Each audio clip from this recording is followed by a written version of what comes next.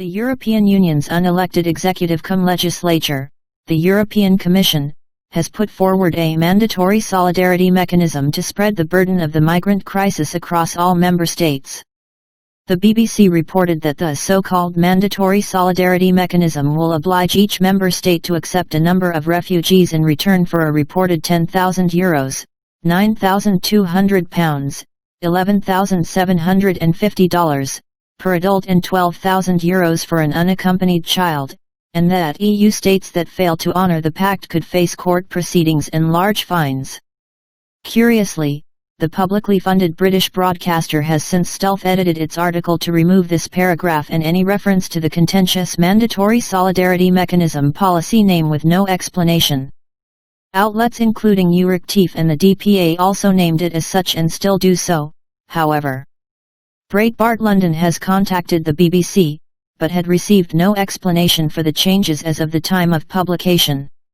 Previous attempts to impose mandatory migrant redistribution quotas on all EU member states have foundered on the point-blank refusal of national conservative or populist governments, particularly in Poland and Hungary, to submit to them.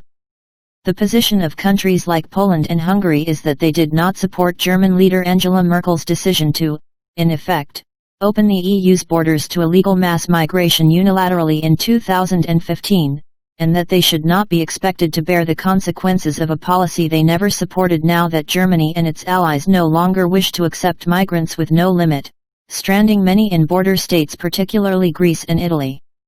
The new mandatory solidarity policy, at least on paper, seeks to build consensus by allowing governments which do not wish to take illegal migrants to instead pay for their return, but the devil very much appears to be in the detail. That is, according to Politico, governments which sponsor returns would have 8 months to implement them, and it would even be able to decide which nationality of migrants it wants to try to return.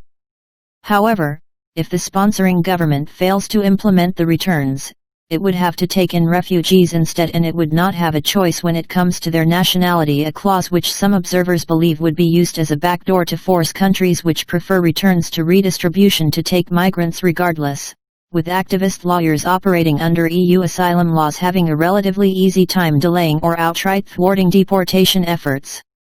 Breitbart London has received a statement from the Hungarian government suggesting that they are not interested in the new policy, and implicitly criticizing the EU establishment in Brussels for its failure to emphasize strong border controls. Since 2015, the stance of the Hungarian government on migration has been clear and unchanged. We believe that the European Union and its member states must cooperate in keeping the looming migration pressure outside our borders, the statement said, emphasizing the importance of making arrangements with countries outside the bloc to stop migrants traveling to the EU illegally in the first place. While Hungary does not support obligatory distribution, it does defend joint borders, and we expect to receive the same amount of support as other Schengen states protecting those external borders, they added firmly.